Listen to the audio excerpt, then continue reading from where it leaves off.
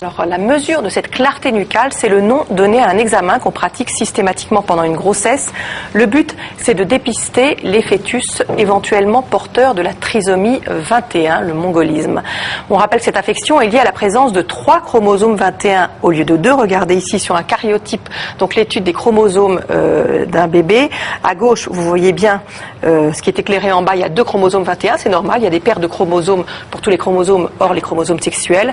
Et à droite, il y a 3 chromosomes 21, donc ça c'est un enfant qui effectivement présente une trisomie.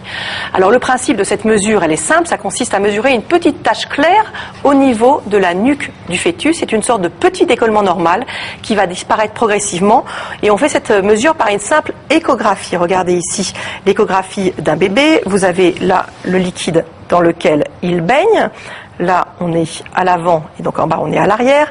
Vous reconnaissez là, la tête du bébé, ici, il y a ses fesses. Et ce que l'on mesure, c'est ça, c'est cet espace-là, qui est sous la nuque. C'est donc ça, cette clarté nucale. Si elle ne dépasse pas 3 mm d'épaisseur, tout est normal. Si elle est supérieure à 3 mm, il y a un doute, donc on tiendra compte d'autres éléments ou d'autres examens. Oui, surtout de l'âge de la maman, du terme de la grossesse au moment de cet examen.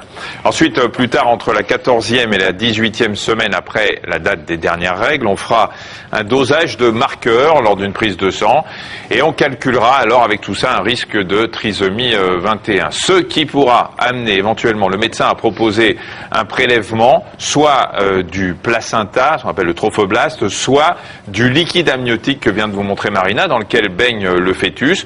On va rechercher des cellules et on va les faire analyser à la recherche donc de cette trisomie, de ces 3 chromosomes 21.